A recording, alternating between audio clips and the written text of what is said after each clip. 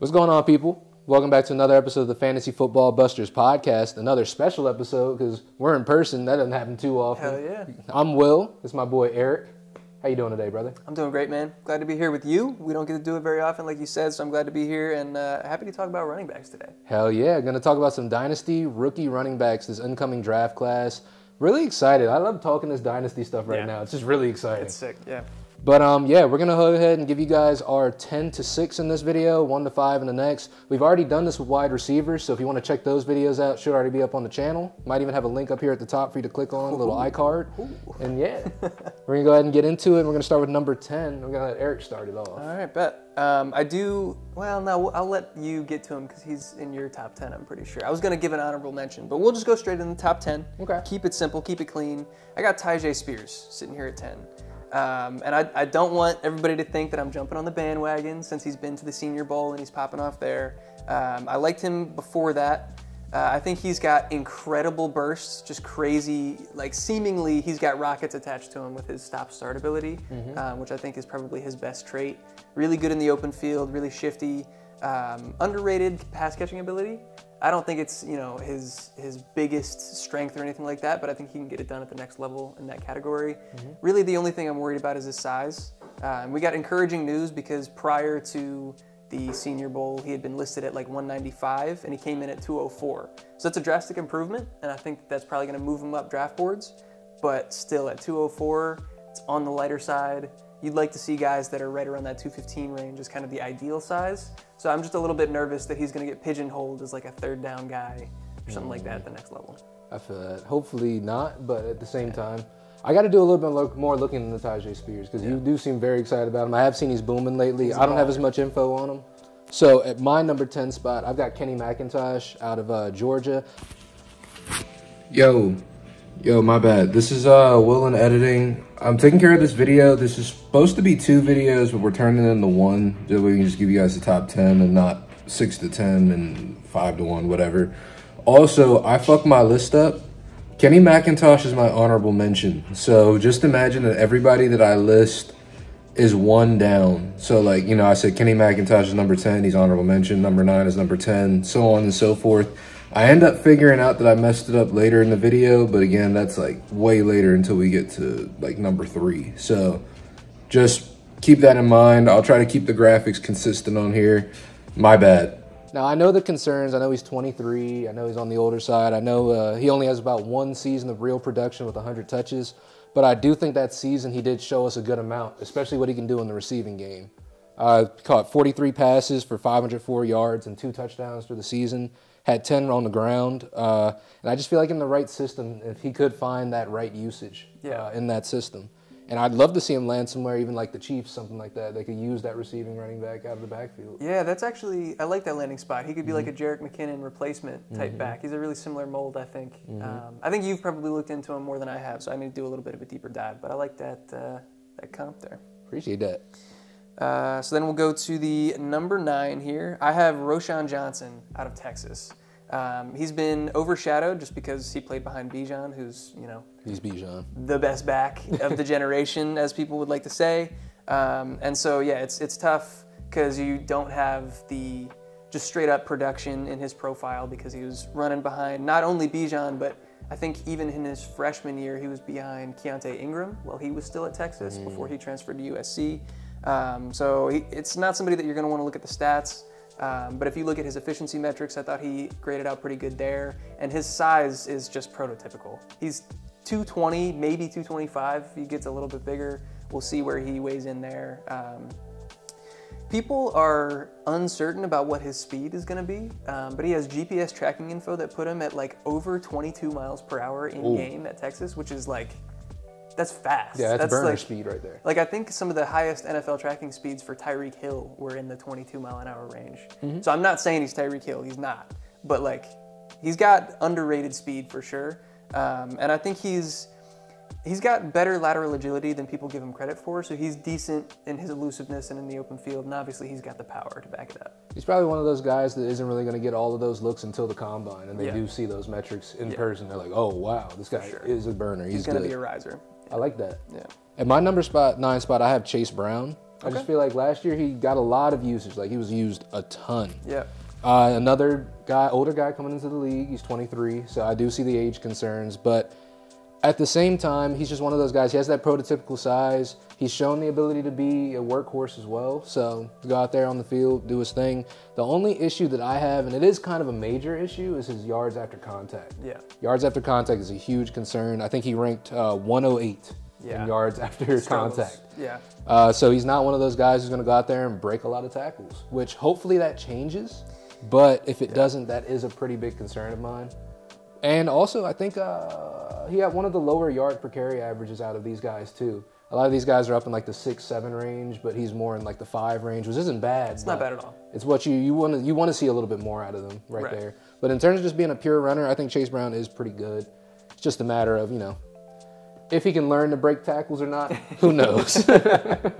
Yeah, no, I like him, and I like his production profile a lot. But yeah, he's just outside my top 10 for me. But we'll get to the number 8 spot on the list here. And I have Israel Abanikanda out of Pittsburgh. My guy Izzy, I like him a lot. He's 5'11", 215, so kind of right on that edge where you like to see 215 and above is kind of the prototypical size for NFL backs. He had a decent sophomore season, but really put himself on the map this year where he exploded. He took 239 carries for over 1,400 yards and 21 total touchdowns, which I think may have been tied for the lead across college football. So he's absolutely balling. And like I said, 239 carries, that's workhorse level role. He's not like a crazy dynamic pass catcher, but he's shown that he's more than capable of it. And I think that'll translate to the next level. Dominator rating in the 97th percentile.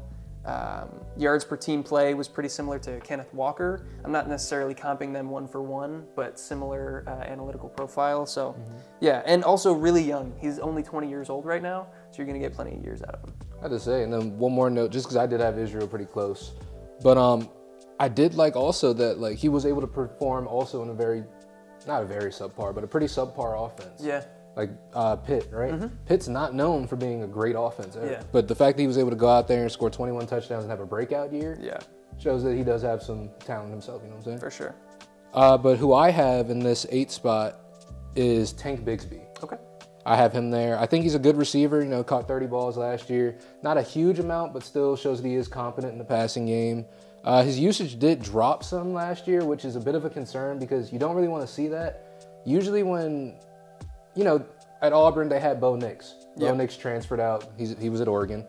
And usually when something like that happens, next man up kind of steps up. And then in that case, it would have been Tank Bigsby. You'd think he would step up, lead the team, take a bigger role. Right. But instead, he took more of a back seat, which is a little bit of a concern. But at the same time, he's one of those guys, he really is a short yardage hammer as well. He's one of those guys, you get him to the red zone, he can hammer it in. He's one of those. Yeah. So, also, just Tank Bigsby as a name is fucking fire as hell. Bro, it's such a good name. It's such a good name. And if you guys have ever looked up his real name, Cartavius Tank Bigsby, fire, bro. That's a future Hall of Famer. Not really. But in my mind, yeah. His name alone might be enough that I need to push him back into my top 10. But no, like, for real, he's just barely outside of my top 10 in that honorable mentions, but I think it's worth mentioning, like you said, he did break out his freshman year, over 800 yards, 5 touchdowns, and only 138 carries. And people were talking about him in the same light as Bijan when they originally came in as freshmen. They were in the same tier. But then his sophomore year, they had a coaching change, kind of a play style change on offense, and he still put up over 1,000 yards, but he was way less efficient compared to what he was his freshman year. And then we saw when Cadillac Williams came in as the coach midway through this year, he started to improve again in that efficiency ranking or rating. So yeah, I think he has all of the physical tools to get it done. I see a bit of inconsistency in his vision and just kind of reading at the line of scrimmage. And he likes to dance a lot too. Yeah. Likes to dance a lot. So yeah, we went into him a lot, but I just wanted to clarify. I like Tank Bigsby a lot, but he's just outside my top 10. And then we get to number 7. I got Sean Tucker here. He's kind of like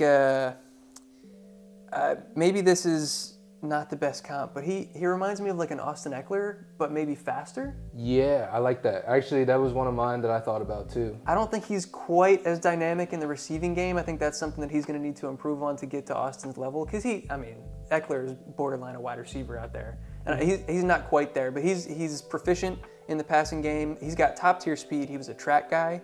So once he gets rolling in the open field, you're not going to catch him. He's got plenty of breakaway potential. He's another guy that I felt like there was a little bit of inconsistency in his vision and the way that he would work the line of scrimmage, and also not like consistent use of his power. Like I think he's a stocky guy. He's got a good build, and I think he is powerful. But there were times where it felt like he wouldn't challenge DBs and like fight for extra yards when he could have. Right. So yeah.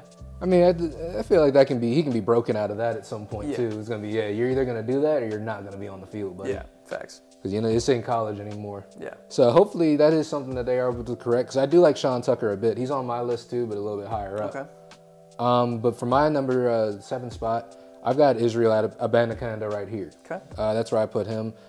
We pretty much talked about everything we could. The only slight concern I have about Israel Abanikanda, because I feel like physically he's got everything he needs, is draft capital. Yeah. I feel like that's the only thing that could hurt him at this point. Yep. No, I totally agree. We haven't gotten a ton of hype about him, and in the mocks that we've seen, he's not going super high, so that's a little concerning. Yeah. All right, so that was your number 7, right? Yep. So we get to our last spot here. We're doing 10 through 6. So the number 6 spot for me is Devin Achane.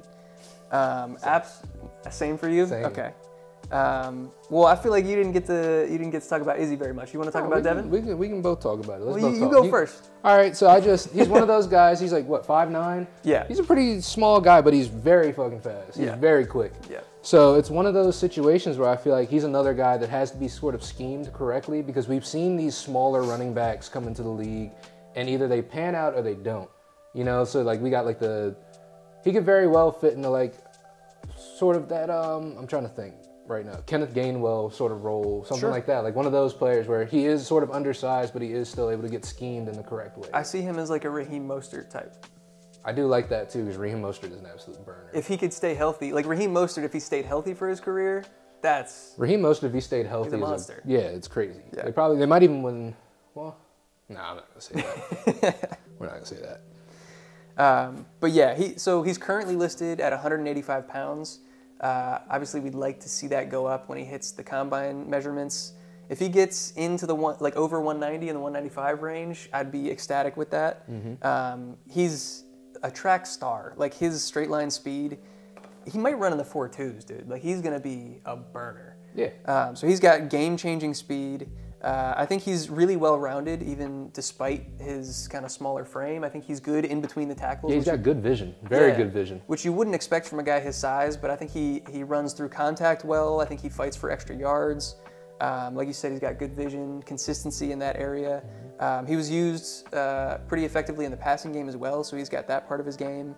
And I thought, he looked like the better back compared to Isaiah Spiller when he was there at Texas A&M. Clearly, his stock has dropped dramatically coming into the NFL, but hopefully it's the opposite trajectory for Devin Achane. Yeah, I definitely agree with that. Yeah. And with my number 5 spot, I've got Kendre Miller here out of TCU. Was able to be a workhorse this last year after, he actually got the opportunity to. And he's one of those guys I also feel like is a short yardage hammer. Yep. He's one of those guys similar style of play, especially in the goal line, to like a Jamal Williams, something like that. Yeah. I feel like he's a really good goal line back. Yeah. 17 touchdowns kind of helps back that up as well. That's no slight number at all. I think the one thing in his game that he really does need to work on at the next level is pass catching. And if he's able to put that together, I think he is one of those guys who can make an impact. Yeah, he's my number 5 as well. Nice. Prototypical size, 6 foot, 220. And I think he uses it well. He runs with power. And I think he's pretty well-rounded. I don't think he like excels in any one area, but I think he's got pretty good and consistent vision at the line of scrimmage. He's got good enough speed that once he gets out there, it's going to be tough to catch him. Like I just said, he runs with power, so his contact balance and his ability to break tackles is good. And yeah, I think he was probably underutilized as a pass catcher. I think he does have that in his game. It's not his biggest strength by any means, but I think we'll see that pan out at the next level that he's able to do that. No, that's fair. So yeah, we're in lockstep there. So since we agreed, I guess I'll go to my number 4. I have Zach Evans at my number 4 spot, and I've been back and forth on him, not necessarily changing him drastically, but between my number 3 and number 4 spot, I ended up landing here for now. And obviously these things can change as we get further into the offseason and into the combine, we get the measurables, all that stuff. But I think he's electric. He's got close to prototypical size. I think he's right around 215. He's got insane contact balance. That's probably going to be a theme of some of the guys that we talk about, especially in this higher 5. tier. Yeah. He moves unlike anybody I've really seen. It's kind of interesting to watch him run, where like he's not a crazy elusive guy. He's not going to put you on skates, but he'll get to a hole or get to a portion of the field where it seems like the linebacker's got him squared up, and he'll like do this subtle move and force him into an arm tackle and just breaks it easy. Arm tackles easy. Yeah, so he's got a unique running style, but one that I think translates really well. I do think there is some inconsistency in his tape as far as his decision making at the line of scrimmage and hitting the right holes. But again, that's something that can be coached up, and I think he has all of the athletic tools to be a really high-end producer in fantasy. And I also have Zach Evans in my number 4 spot. So just to add on to it, I think that like you said, I think that out of all the running backs in this class, in terms of being a pure runner, I think he is the best pure runner out of all of them. Really? I do think so. Wow, okay. But the one thing that does concern me is that he has never really had a workhorse role. Yep. But at the same time, another person I had this concern about who has recently shut me up a lot, Mr. Josh Jacobs. Yep. Never really had a workhorse role in college. In Alabama, as you know, there was a lot of running backs out there. Yep. So he didn't really ever have that till he got to the NFL, and he's been able to do it. Yeah. But and as a pure runner too, and he's able to get involved in the passing game too. He's able to put that together later on. And to see Zach Evans have a similar career trajectory, I could see that. Okay. Yeah, I like that comp. So production-wise, we didn't see him used hardly at all as a pass catcher, which is concerning. I've seen on tape that he has the ability to do it, but statistically, that's not super encouraging. But yeah, I feel like he's got a wide range of outcomes. That's the thing that scares me. But yeah, high ceiling, so I have him at number 4. Since I think a lot of these are probably going to be the same, you want to go to your number 3? Yeah, my number 3 is going to be different from yours for sure. Ooh. It's Sean Tucker. This is where he actually landed for me. Okay. At number 3. I think he does have that elite long speed, like you said. Sort of the looks of like an Austin Eckler, sort of, but it hasn't been used as much in the passing game as we know. Austin Eckler's prolific. He's damn near a wide receiver playing running back. But when it comes to his rushing production in 2022, it did drop. So that was a concern. But when I took a look, his rushing production dropped, but his passing production increased a lot. That's good to see. By a good amount, like more than double. Okay. So in terms of that, it kind of balances out there. He just became more well-rounded in that year, which is something you want to see out of him. And he's got the right size. He's just, well, a little undersized, just slight. Yeah. But I like the size. I like him as a runner. I like him hopefully as a receiver, and he helps to develop that more and more in the league because he did give that flash. And yeah, we got Sean Tucker there. All right. I'm interested to see your top 3 because that feels like there's going to be one of these blue chip guys that's not going to be in there. Interesting. Well, these blue chip. Well, we'll see. Okay. We'll see. Maybe I'm wrong. But my number 3, and a guy that I'm pretty sure you like a lot as well, is Zach Charbonnet out of UCLA. Originally from Michigan, transferred for his junior year and had a really, really good season at UCLA his junior year. A lot of people expected him to come out in the 2022 class. And maybe that would have benefited him just because that was a little bit of a weaker running back class, but he came back for his senior year and put on a show. He did even better than his junior year. He's incredibly well-rounded. He's not a speed guy. He's not going to wow you with his straight line speed, but I think he's got the tools as a pass catcher. He's really consistent with his vision and hitting holes the right way. He's got great power, prototypical size at like 225. He's shiftier than people would expect him to be at that size and making people miss in the hole. And so, yeah, it's hard to find a hole in his game outside of just sheer athleticism. Yeah, makes sense. Quick pause. Yeah. I realize why. I wrote 11 running backs down, and I started at number 11. Okay. So, hey, full disclosure, I messed my list up. I started at number 11. There'll be a note in the last video, so you probably already know this. But yeah, everybody I've said today should be bumped down one spot. I That's what I was confused. I was like, one of these guys isn't going to make it. Because when you said that, I was like, wait, I did say 3. Yeah. But yeah, my number 3 is also Zach Charbonnet. Okay. All right. We're in lockstep. It's like you said, contact balance and strength is sort of off the charts for this guy. Yeah. If you don't tackle him and bring him to the ground, there's no guarantee that he will be there on the ground. I mean, when you look up. Yeah. So he's got workhorse size. He's a good receiver, not an excellent receiver. It's like you said, I feel like he's good at everything, but he's not great at anything. Yeah. But still, that's good enough to be in the NFL. If you're good at everything and you're well-rounded, there's a place for you. Yeah. So he reminds me a lot of like a David Montgomery. Okay. And sort of like being good at everything, but not really excelling, but still being able to find that pocket. I like that. So I have 2 different comps for him in Ramondre Stevenson and James Conner. 2 also very good, yeah. Really similar kind of dudes, yeah. So yeah, I don't think he's gonna like break fantasy, but I think he has a chance to stick around for a long time and be a really consistent producer. Absolutely. Yeah. But yeah, I'll let you get to your number 2. My number 2, now that we're back on track, is Jahmyr Gibbs out of Alabama. Surprise, shocker. Yeah. But it's just the receiving ability, the versatility of this player. It's kind of too good to deny at a certain point. I know people say size is a concern, but it's not really in terms of how he would probably get used. Also, just being an elite level athlete like he is, he does have that top end speed as well. I don't know, what do you think his 40-yard dash time is going to... I think he's probably going to be in the 4.3s. I think so too. Yeah. Probably mid 4.3s, even maybe high 4.3s. Not high 4.3s, low 4.3s. Yeah. But I think he is a burner. He can play everywhere on the field. Catch passes out of the backfield, he can move him to the slot. He's one of those guys you can put him just about anywhere and he'll thrive. Yeah. You mentioned it, that like people say size is a concern. It's not necessarily size that I think is going to hurt him, because we'll have to see what he weighs in at when he comes to the combine, but he's currently listed right around 200 pounds. Mm-hmm. Hopefully he's in that 205, ideally 210 range. And if he's there's no concern whatsoever. Yeah.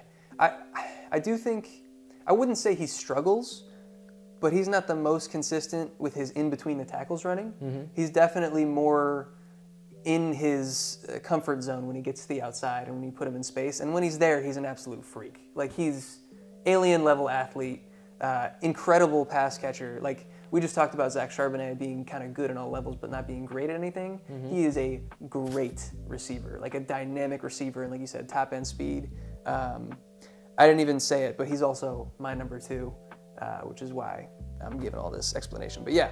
I mean, you guys didn't think Bijan was going to be there at number 2, did you? No, I don't think that was a shocker to anybody. No, because we can skip all the formalities, because Bijan's number 1. He's number 1. Duh. He's the one guy that on this list I didn't take notes for, because you don't have to. It speaks for itself. Yeah. He can do it all. I've seen comps all over the place. I've seen videos. Check out Noah More Parties. Yeah. He does really good running back comps. Just put out a video recently. Check that out, because his highest comp is amazing. His lowest comp is still good. So yeah, it's hard to say anything negative about him, except the fact that he doesn't have super elite level speed. Like, he's probably gonna end up running somewhere in the 4.5s, maybe. He might be a high 4.4 guy. Like, he could. He's got it in his bag, I think. Yeah. So I really don't have anything to say about him. Yeah. Receiving's there. Yeah, versatile receiving back, was used down the field as a receiver, so I don't really have any concerns from that part. Elite level size, prototypical size, good in between the tackles, bouncing to the outside. Probably the best running back prospect we've seen come out of college since Saquon. Mm-hmm. He's just that good, man. He's the whole package. Yeah, man. I just can't wait to have him on my Dynasty team, man. It's going to be great. You do have that 101. Yeah. You're ready to snipe him. All right. But yeah, so that'll round out our top 5 running backs. Hope you guys enjoyed. Hope you guys learned something from it. Engage with us in the comments. Let us know down below who you think should be in the top 5, if you agreed or disagreed with us. Also, on the topic of engaging with us, we've had a couple people reach out about doing roster reviews. And so if you have a Dynasty roster that you'd like us to go through, kind of give you some advice, some tips on what to do next, obviously drop that down in the comments and we would be more than happy to help you out there. No paywall, none of that. For free, we got you. But yeah, that'll round out the video for us. You want to wrap us up? Oh yeah, make sure you guys do all that great YouTube stuff too. Hit that subscribe button, hit that notification bell so you know when we drop more of our videos. And also make sure you guys leave a like. It's the best thing and the most free thing you can do to get us out there into the world and get us out there in front of more people. And yeah, like Eric said, engage in the comments and check out the description for our other socials. You'll find us on Twitter, TikTok. Give us a follow because we're always out there doing stuff. Yep. But with that being said, if you made it this far to the video, we love you, and we'll see you next time. Peace. Peace.